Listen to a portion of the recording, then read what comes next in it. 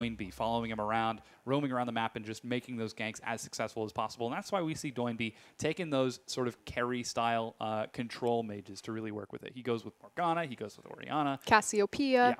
Big Morgana player. And then it's funny, too, because he roams with Morgana, which she's a very low mobility champion. But here we are, into the picks and bans. Ban phase it is. Victor's going to be the first one taken off the board. Rise, nobody wants to deal with that. TNT's Kalista is stricken from the map as well. Interestingly enough, not a lot of pressure being put towards the jungler.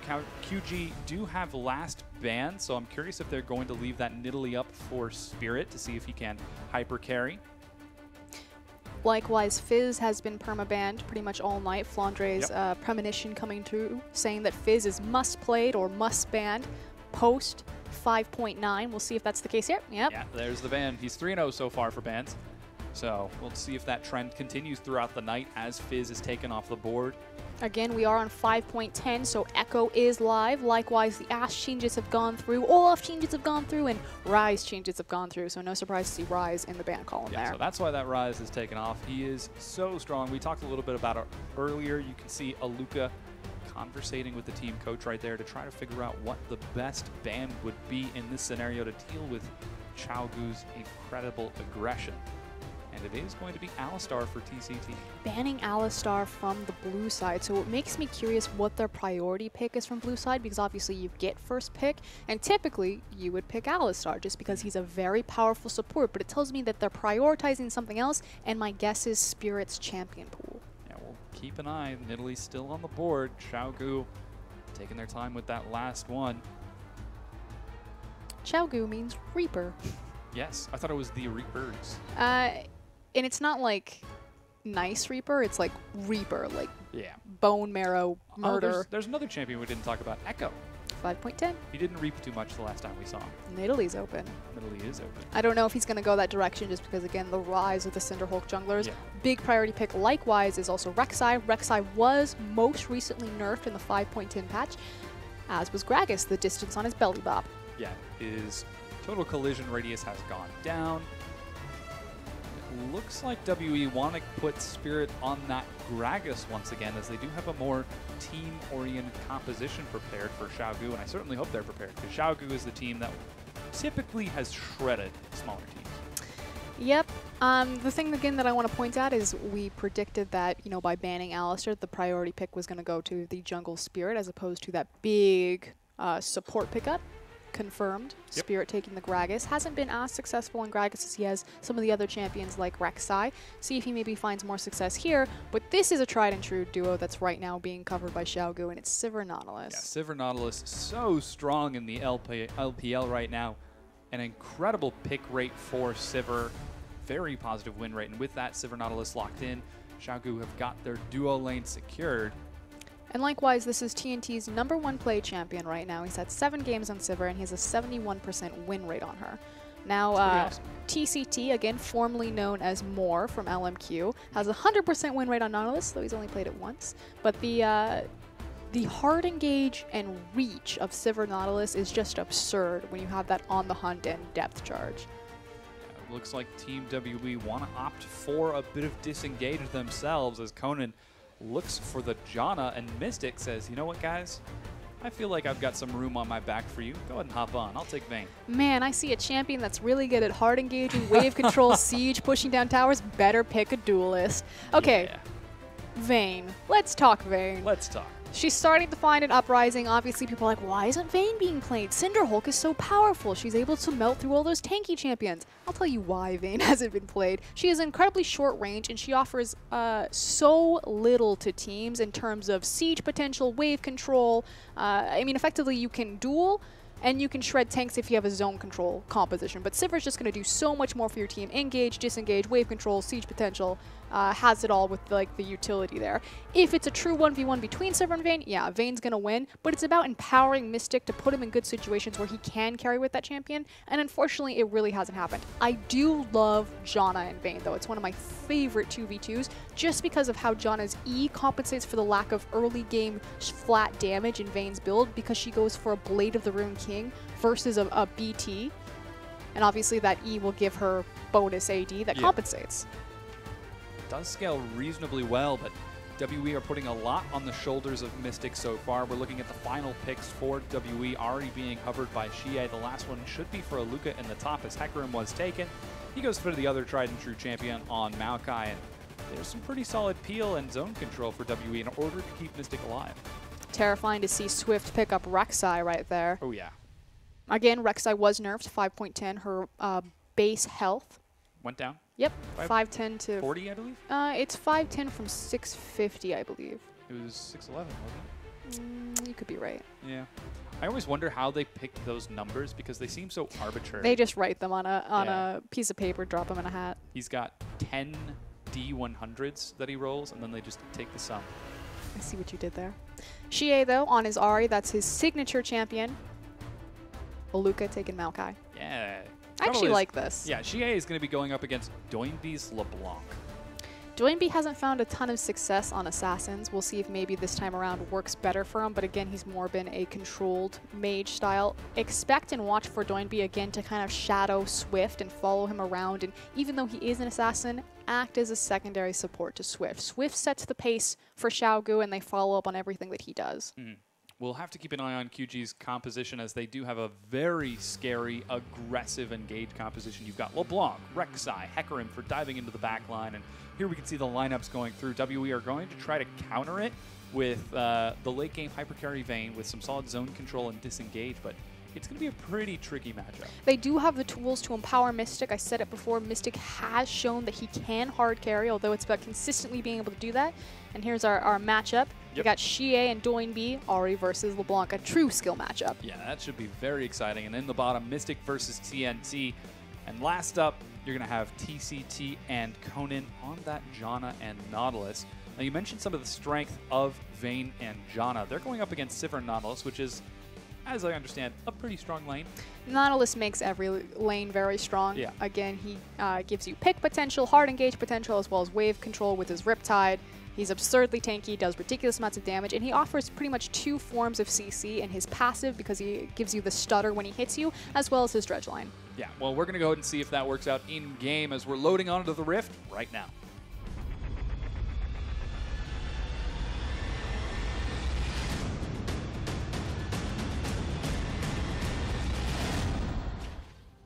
And we're right back on. It's Team World Elite versus Qiao Gu for game number 1 of their set. Looks like standard 5-point defense coming out of Team Qiao Gu. And WE going for the 4-point defense themselves. No crazy invades, no lane swaps being set up so far. Curious that we've seen so many 2v2s tonight when lane swaps were so popular, especially with a Vayne. Again, Vayne does do well in the duel against Sivir, especially with the Janna, because again, how the shield's going to interact with Vayne's itemization into that Bork. But the thing that I really want to talk about and that I really like from WE is the fact that Aluka's going back to tanks into the top lane. Again, I said previously he started picking up the Cinderhulk Fizz, it's all of the craze, trying his hand on that, but unfortunately Aluka's skill set just wasn't really matured for the 1v1, and where Spirit could normally put Aluka up on a Maokai or a Scion or a Hecarim and just kind of let him do his own thing, pick him up for the big 5v5s or for the teleport, he was now having to spend a lot more time to babysit Aluka to make sure that Fizz or that 1v1 duelist champion got going, and it kind of distracted from the rest of Spirit's flow on the map underneath. Yeah, so Spirit, again, the primary carry for World Elite in the jungle. He didn't opt for the Nidalee this time, went for the first pick, Gragas. Cut off all his purple hair. Yeah, we'll definitely have to keep an eye on whether or not that's going to be successful. The purple hair? Oh, if Spirit. he's going to be able to do well on Spirit, on that Gragas. Because he first picked it. He priority picked it. I'm like right into TNT right here, I like, know. what, Well, your hair? We can continue talking about his hair. No, it's fine. Or we could talk about World Elite over here. I really want a WE jersey. I think their summer jerseys are so fly. Everything's all like white and fresh, and because it gets really hot in China. Crisp. Yeah. Looks sharp. Very snazzy. Like, the camera I shoots know. back up. I'm like, we're oh, all just looking at his the eyes. We were checking out the jersey. It was pretty fly. I was checking something out. The logo? Yep. Good save. Yeah, so again, we're going to be getting into the game in just a minute once we work out this pause. Let's talk a little bit more about the win conditions for Qiao Gu. We talked about how World Elite are going to be on Spirit. If World Elite are going to be able to either A, get Spirit ahead so that he can lead his team to victory, or B, if Mystic can make it to the late game and successfully carry for his team. But Qiao Gu, they've got a different plan. They've got a hard engage composition as well as they have pick potential. And we are back in game, so your pick potential is coming primarily from your Rek'Sai as well as your LeBlanc is going to be the big proponent there. And again, we talked about how Doinb will follow Swift around, so that works perfectly. The potential of Tremor Sense versus LeBlanc Distortion and quickly, you know, peeking into Fog of War and finding people over walls if wards just aren't set up perfectly for WE can quickly delete members from the map. Hey, is that a lane swap? Is a lane swap, but you know what's going to answer it? Another lane swap? Exactly. So another 2v2 in the top lane while the 1v1 happens in the bottom. Both of our top laners start off on the bottom side of the jungle. And that's always been something that I've wondered about. Do you continue to call them top laners when they're on the bottom? I don't ask such in-depth questions. Are you sure you want to know the answer? What really is it doesn't change the title of where they are, but it does change the dynamic and how the teams play around Dragon. It is probably the most important piece, just because you don't have the majority of your members around such an important early game objective. So that's what's really paying attention to, especially if it doesn't turn into a 2v1, the fact that both 2v2s are on the top side of the map. Yeah, and because of that, we can see some aggression happening as Spirit looks for some damage onto V. He's still level 1. The knockup is going to find him. He's got no escape summoners. They're going to dive him for this first blood picked up by Aluka. And it's so easy to gank from Maokai early levels, picking up that twisted advance, able to lock him down because that nerf didn't slow down Spirit on Gragas, was able to belly bop in there, find the hard CC, and that's what we expect from WE. Win lane, win game on the back of Spirit. Yeah, Spirit doing a great job with that super fast gank. I think he went red buff and then immediately went right into lane. He's going to spot that blue buff was secured by Qiao Gu, and Qiao Gu responded in kind by securing a second blue buff from themselves and invading the other side. Trying to make the most of the fact that so many resources were committed bottom. They had information of where Spirit was on the map. See how Swift responds as he's actually... No, he's just picking up Scuttle Crab. Yeah, he's just making sure he's got some food. Protecting his top lane. Scuttle Crab's so important. Spirit has a Scuttle Crab of his own, and he's actually going to be stealing away the Gromp here, so... It's kind of interesting to see where the priorities have been lying so far for these two teams. Qiao Gu have shown that they've got a lot of presence on the top side. They're going to keep Swift up there. He doesn't want to try looking for any steals or invades away from Spirit on that blue side, blue side of the jungle for Qiao Gu. Vertical jungling. It's always it's the worst as a caster. You're like, how do I explain this? It's on the top side. It's top blue side, Qiao Gu blue. Square peg, circular hole, make it fit. The trick was that you lift the top off, and then you put it in, and then you close the top back on. Are we talking about the pegs again? Yeah. Oh. I didn't have one of those as a child. Well. Yeah, we'll definitely see how everything else is going to work out. A little bit of slowing down here as Swift continues to go for some invades. Looks like he was headed towards the top side of the map to try to find some pressure on Conan and Mystic, and he's looking for another gank here as he tries to come in from behind. Looking for the reach around. The problem is that it's so hard. And it's weird, too, because normally I wouldn't say this about a Janna because she's on blue side, but it's really hard to gank Janna on blue side from the top part of the map. So the map is actually differently shaped. So on the top side, you have this really narrow corridor, which normally if you're on purple side, you get on the bottom side of the map. And if you think about angles and getting in and trying to gank on that Janna, her Monsoon and her Tornado, because she's in a choke point on the top side of the map by her tower, it covers so much more surface area. So it's very hard to stall out those ganks. Right, here's another gank onto V. They are going to find some slow, and his rage is going to slow down. He's taking some more damage here. He should make it under the turret, but WE continue to look for the dive. Aluka body blocking as best he can. Spirit gets the kill and gets out. Oh, it's so close to the minion. The minion. Oh, he gets out alive. Oh, wait, here comes Swift. Nope, got the cooldown. Yeah, he's able to make it over the wall. Swift, I'm certain, will continue to look for the chase. Oh, no, he decides to play it safe and head for his turret instead. I think that was the max range of the body slam. I think we saw the actual nerf. He brushed him with the tip of his belt. Well, that's the trick. The belt is actually a giant magnet, so you just kind of pull them in. Hook misses from TCT. Hook, line, and sinker. Yeah. So far, things look to be going pretty solid in the 2v2 lane as it's even between the two junglers, the two carries. That is so difficult to outtrade. Yeah. The tumble from Vayne with an empowered Janna shield. There's very little options. That said, because she did burn her tumble forward, you can try to look for a Sivir Boomerang and try to make her eat both parts because she just won't have her tumble available on cooldown to dodge the back part of it. But Have to time it pretty perfectly, and it's very frustrating to deal with in lane. Yeah, and take a look at where Spirit is once again. Bottom lane.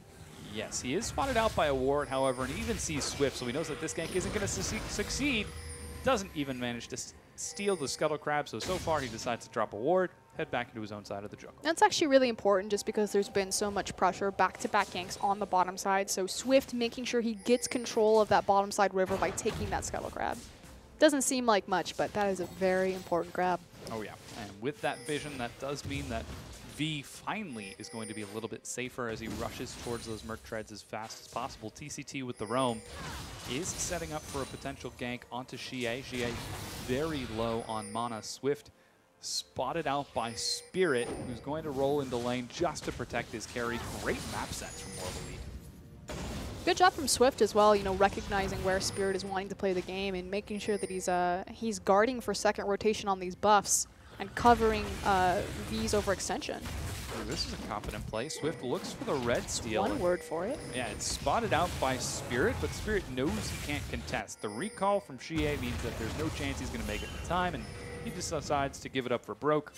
Try to catch some CS in the mid. And it's really good communication from Doinby and Swift. Obviously, they're the two Koreans on the team, so making sure, hey, Qiao's back, you can go ahead and invade because we have a numbers advantage.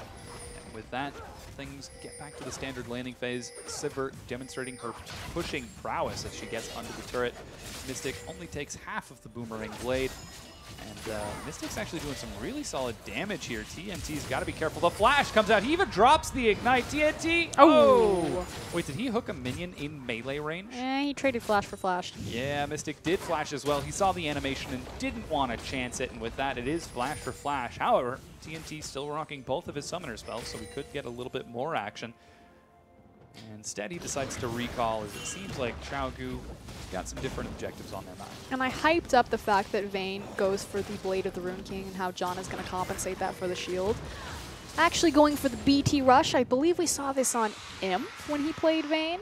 Mixed up his build path as well, so now he just gets 2 free BF swords. Yeah, that's some pretty serious damage on Vayne, and, well, it's not 2 free. It's 1 free BF sword, 1 bought paid for. He's going to get the buy one, get one free. And it's for the 8-second duration of his final hour. He also gets bonus AP. Spirit could be caught out right here as he's taking some wicked damage. Doinby lands the snare. Spirit doesn't make it over the wall. He goes down. Qiao Gu get their first kill. That CC lock. Spirit should have known better, however. He saw, ooh, hold on. Oh, and the chain lands from Doinby. Doesn't connect, though. Yeah, Qiao gets out. He saw that, I always want to say more, TCT had gone back to buy, and typically after the first back for your supports, that's when they pick up their wards, they pick up their sight stones, and they usually head to get some deep vision or control of the river. So Spirit knew that there was a high probability that someone would be there. Got the CC lock and falls, but now in the mid lane. Qiao does burn the Spirit Rush. He uses one charge, the second one gets him closer to the turret. He doesn't have his flash. Oh, he does, but he still goes down. Doinby with a quick kill. Wow. Just straight up outplay. Yeah, really solid play out of Swift. That's going to answer the 2 kills of WE to 2 kills of their own. Now we're 10 minutes into the game, and Qiao Gu are feeling pretty confident. They've got a pretty moderate CS lead on the Swift.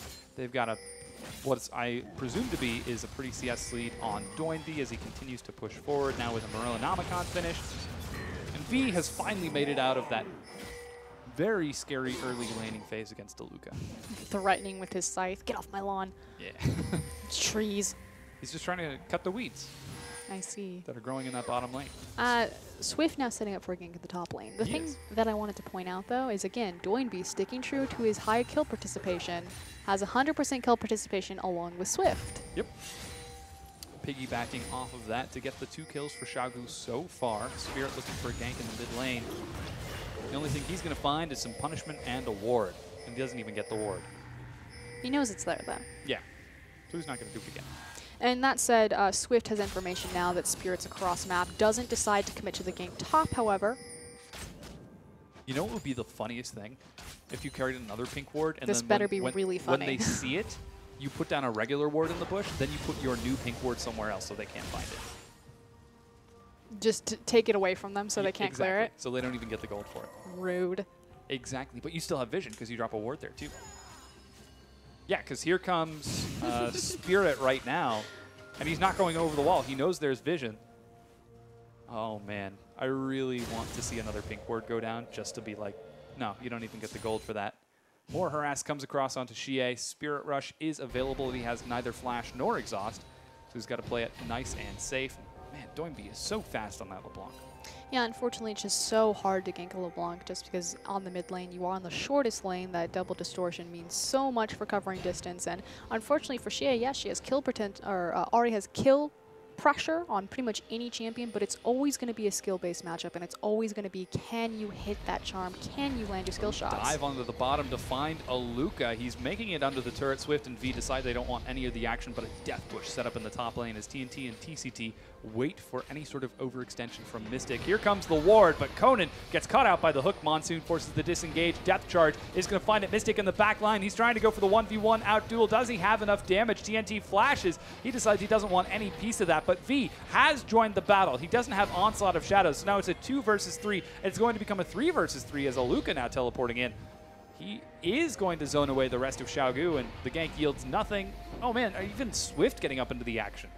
So much expended, no one goes down, everyone flashing away. Big thing, oh, hold on, Yes, Doinby. Damage from Swift, yeah, Doinby gets out. He's fine to walk across because he doesn't really have a lot of mana. He'll probably pick up a camp and then rotate home, although Xie going hard. Yeah, some serious damage from Doinby onto Xie. Xie is super low health, and again, he only has Ignite, doesn't have his flash yet, so he's still got to be super careful for any sort of follow-up from Doinby. He does have Spirit Rush, Fire Rush. Spirit Rush. Yeah, that one. The hoppy one. I have really bizarre names for a lot of champion abilities. Because what you do is you dash, and mid-dash you burn Zonias. Like Urgot's Swippy Swappy. His Swippy Swappy, yes, exactly. The murder button from Sivir. Which was burned in the top lane. She doesn't have her ultimate available. Yep. And that was kind of like the big thing that I think went down, is that a lot of key ultimates went down. Final hour will be back up right before the On the Hunt, but it's a small window of opportunity. You can see Mystic getting some really great damage onto TNT. Good spell shield, shield, as he knows Mystic wants to continue looking for harass. Now, with both of the duo laners on the bottom, Dragon is a very real possibility. And that's pretty much what both teams are posturing for right now. Again, we talked about how the fact that it was technically a lane swap, although it ended up being a 2v2, changed how the teams would play around the Dragon Pit and really stall that one out. Average time in LPL for Dragon is around 11 minutes, so we're just past that with 14 minutes.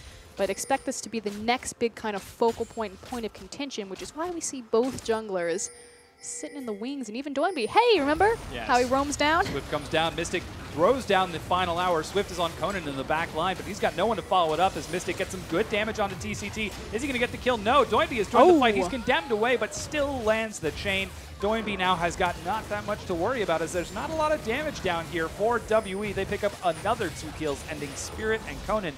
Xie is down there, but he doesn't want any piece of the action. And again, they set up for Dragon, and Qiao Gu pull the trigger so much harder, make sure that Doinby gets the appropriate roam, and this is what we were talking about.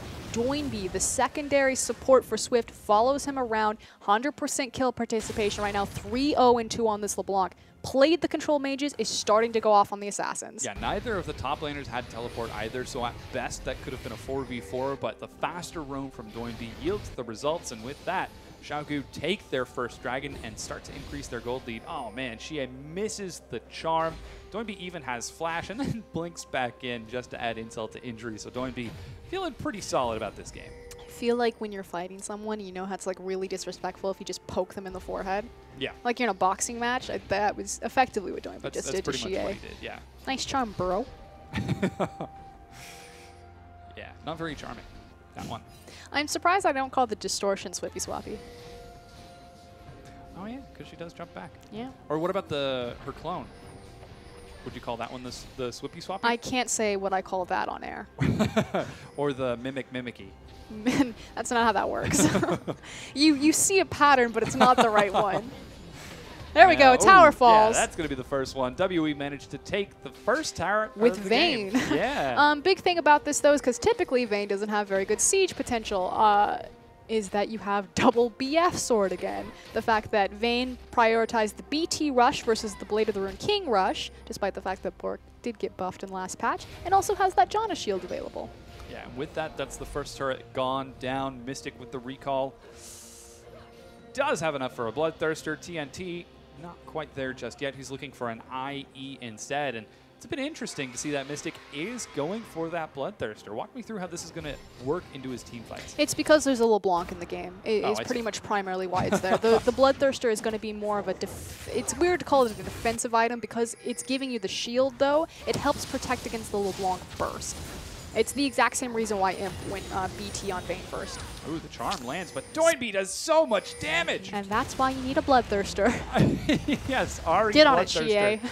He's working towards it as best he can, but right now he's only got a null magic mantle to try to deal with that Doinby damage, and that's with a needlessly large rod and a blasting wand. He hasn't even finished his Rabadon's death hat.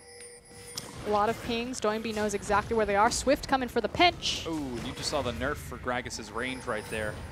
Wasn't even able to make it to the minions, and Spirit, gets caught in a charm. The auto attack yields Doinby another kill, and look at the duo who gets it. It's almost like we set this up before the game. We knew Doinby and Swift would work together. Yeah, Doinby and Swift really rocking out this game. 4-0-2 on that LeBlanc. The Siege should be taking the first turret. A great knockup finds Qiao, and I don't care if you're stealth, you're still going to die to that combo. And with that flash bounce house, that's going to be a tower, possibly two, because all of Qiao Gu is here to help. Yeah, 5 members to get onto this turret. It's shielded by Janna, but Doinby in the back line zones Conan away. They should be able to take it down. Aluka doing the best he can to zone it. They need to finish off the turret. QG are going to continue fighting under it. They're out of minions. Finally, it falls. It's secured by TNT. Now they dive onto Aluka, turning it into a proper fight. They get another kill and decide to back off. Man, W sure wishes that they had some wave clear and not a Vayne. Yeah, things I'll not take the working out pot that shots great. where I can get them. Yeah, Doinby does get condemned against the wall. Some great damage from Spirit. Doinby doesn't have the distortion. He doesn't have flash. He's got nothing to save him, but he jumps back. He gets a kill onto Conan, but goes down in revenge. Beautifully trade. Blinks back, has the ignite, lights up Janna, trades 1 for 1. More importantly, denies the shutdown gold to Spirit. Yeah. Without that shutdown gold, that Spirit now only level 10. You can see he's got that Juggernaut burning as best it can, but it's just not quite doing so much. WE taking the best of this situation without Doinby there to clear the wave. TNT low on mana. They shove down. They should be able to take this tier 1, and yeah, they managed to break it. Good rotation from WE. That was pretty much the only available play that they had for them on the map because Dragon was down. And again, Qiao Gu stayed too long trying to siege up that second tier tower. So WE, they do find kind of a foot back in this. They certainly do. Now we're 19 minutes into the game. Qiao Gu, after taking a nice and slow early game, have turned up the heat, snowballing Doinby and Swift further and further ahead to victory. But the question is, will it be enough? They've got to deal with a late game hyper-scaling Vayne. They've got to deal with Qiao's Ari, who so far isn't doing that fantastic, but from what I hear later on, she does some pretty solid damage. And unfortunately, this is kind of what we set up in the beginning of this game. These teams are very similar in that it's very jungle-centric, although I will say that this is a bit of an evolution for Qiao Gu, and that as opposed to Doinby supporting Swift, even though they're still working alongside each other, still involved with each other at all points, it's more of Swift supporting Doinby now that he's on this assassin as opposed to a controlled mage. Forces out the ultimate for Qiao there. But again, it's Spirit is a strong jungler, Swift is a strong jungler. The difference in standings is because Swift has so many more power lanes and power players to work with versus Spirit.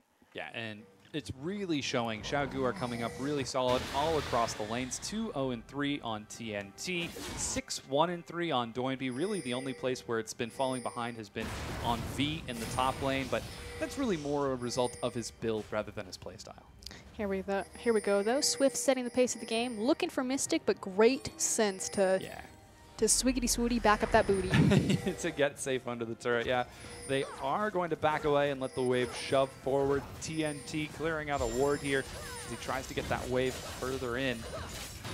And, I think they should be able to take down this turret. TNT takes some damage here. Yeah, the cannon minion wave has now arrived. A 522 damage crit 20 minutes into the game. If TNT finds a carry, he's going to do some work. It's going to explode. Really important to note that since they do have the 2 towers down in the mid lane, obviously that creep wave can get further down there, so there's more of a pressure point created in mid, which just frees up Doinby to roam even more than he's already doing because he doesn't have to worry about that building wave in the mid lane.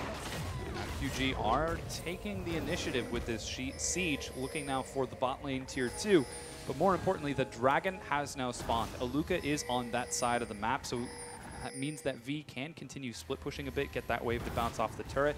And Aluka would have to burn his teleport to try to catch that wave, but Dragon's up. Aluka's looking for a pick. He's looking for something to make this wasted time worth it. Doinby just looking for some harass. Man, that's some solid damage. I feel like, okay, he's taking the blue buff. I was like, V is either hiding himself off the map even though he's standing on a ward, or he's taking a buff. He took the buff. Yeah. But I think what I was trying to guess is he hiding because he's looking for a teleport? Nope, he's going to go ahead and pressure the tower, so force Aluka to respond. Yeah, he is getting some solid damage down. The 4-1 split coming out of Qiao Gu to put WE on the back foot is working very well as they're slowly chunking health away from that turret. Auto attack after auto attack. Swift looking for the flank, but not able to find it just yet as Doinby cannot quite assassinate anyone. It's very important that Swift doesn't have his flash available. It will be up in a second. We'll see if he pulls the trigger on that flank when he has it. It's so key to Rek'Sai's CC just to be able to tunnel in and then flash to the backline. But looks like they're actually going to go ahead and commit to the Dragon since Hecarim got the free tower top. Yeah, the free tower is secured. V with the early Trinity Force pays it off and starts building defensive. Dragon is backed up upon Spirit. Is he going to go over the wall? Nope. Doesn't even have enough time to drop a ward. He just lets that go down while Doinby destroys Mystic before he can even burn heal. You know who's really good against LeBlanc and canceling out majority of her damage as an AD carry? Do it. Take the pot shot. Join the dark side. I don't understand the Vayne thing. Maybe one day. It's fun to watch. I feel like AD carries, they just love it. It's so much fun. It's very empowering. Even Uzi, who's probably like the epitome of Vayne players, has an abysmal win percentage on Vayne. I think it's like 43%, and he plays her a lot. Could it be a response to the new tank, the whole Cinderhulk meta? That's what the theory is obviously she's able to shred through that Cinderhulk, so these big tanky front lines don't mean as much. She's got high mobility. She does really well, again, in the 1v1 against Sivir, but doesn't matter when Sivir can just rotate your team around a map and use a spell shield to cancel out a bunch of LeBlanc burst. Yeah. It's not looking so hot for WE right now. They're down 7 kills. It's 23.5 minutes into the first game, and while the early game was fairly even-paced, and we even saw some great ganks from Spirit to get Aluka a few kills, it just hasn't transitioned into anything too well. And despite V being down 2 kills, he's now up in CS. He's presumably up in gold as he's completed a Trinity Force and has more defensive items built out for himself. So QG are hitting their item spikes sooner, their power spikes sooner, and they're hitting them a lot harder. And this is really important because, again, to WE's credit, they do have late game potential. So Qiao Gu doing a good job fighting with their strong, although Swift forced to burn the flash there. Mystic, make me a believer of Vayne. Stall this game out for 10 more minutes and carry the game.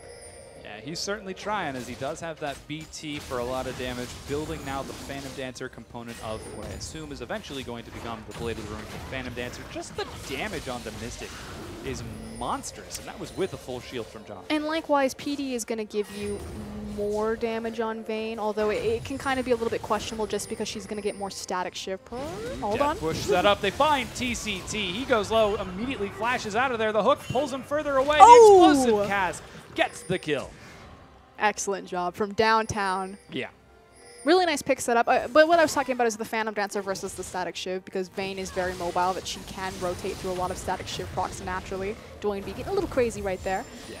The style chain just for funsies. But the primary thing is because he rushed the BT, you know, needing that crit and taking it in the form of Phantom Dancer versus the Static Shiv, because obviously you get more crit from the Phantom Dancer, as well as the ability to move through minions, so. Generally a nice thing, from what I understand. But now we're 25 minutes into the game. WE have secured their first kill in, what is that, 15 minutes? It's okay, it went on Spirit. It did, who is very important as 100% kill participation. Tank. Yes, he is. 4 out of 4. Has the highest kill participation of any of the junglers, and Swift has the highest gold percentage of any of the junglers. So team gold, no other jungler gets more of team gold than Swift. Interesting how that works out. Of all of the junglers of in the all LPL. of the junglers in the LPL, Swift gets the most, or the highest percentage of team gold donated to him. You know who works well with Swift? Doinby. Yeah. who, interestingly enough, has the highest kill percentage. Oh, teleport coming in. Looks like this could be a fight as they find Aluka. V's running the wrong way. Instead, he's trying to find Mystic. There goes the knock-up. Immediately dives onto him. Flash from the wall puts Mystic on the safe side of things, but Doinb flashes for the instant distortion, destroys him. Coden goes down immediately. Xie forced to burn all 3 charges of Spirit Rush in a straight line away from the enemy team, and even flashes under his inhibitor turret as Qiao Gu can't be stopped. Doinb is a monster right now. Again, competitively, he showed mostly controlled mages. He can play the assassin, pulls out the LeBlanc this game and says, watch this. Yeah.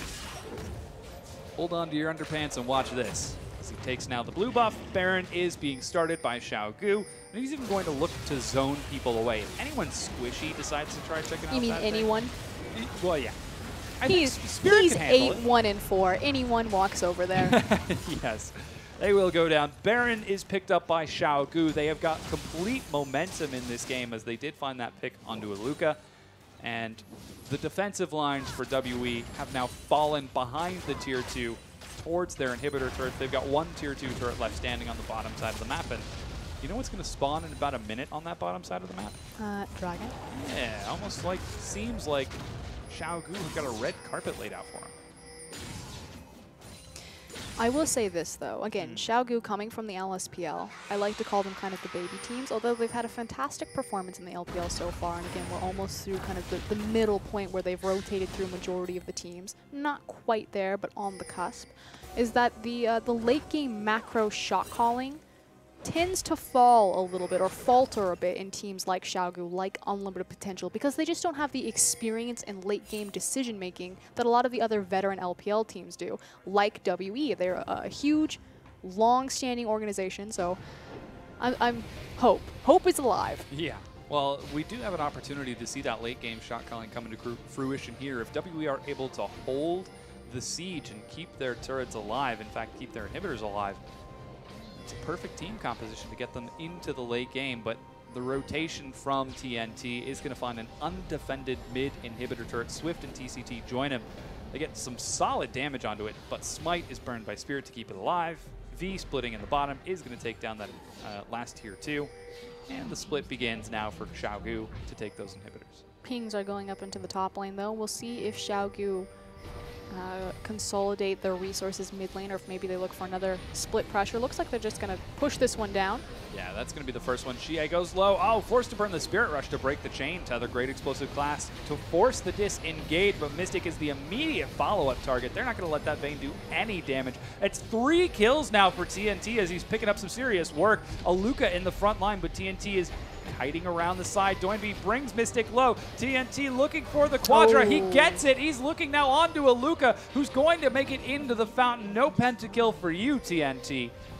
And just like that, Qiao Gu might be looking to end the game. TCT doesn't even care that the Nexus turrets are hitting onto him, as Qiao Gu look to take the win. And again, just a massive snowball coming out of Qiao Gu. The front tank line for WE just cannot hold up against this Sivir, and more importantly, this LeBlanc, as Doinb comes up huge. And there's the smile on his face. Well deserved. I would be shocked if he didn't get MVP. Yeah, he is so happy after this one. An exceptional performance on that LeBlanc off the back of some assistance from Spirit. Really, really solid play all across, and I'm just really impressed with Qiao Gu. Their early game, it looked like, you know, we were going to take it slow, take it calm, take it even, but they blew that game wide open. The question will always be, how will Qiao Gu perform against kind of the top tier teams? They have yet to face Snake or EDG yet. Yes, I got that. No, excuse me. Yeah, they'll face Snake this weekend. Yes. EDG and Snake, they have faced LGD as well as Invictus, but they faced LGD in the weakened state, and likewise, Invictus really kind of dropped the ball when they faced Qiao Gu. We thought that was going to be a big challenge, or kind of a big turning point to see, are Qiao Gu the real deal? Are they able to keep up with these veteran teams? So far, the answer is yes, but they still got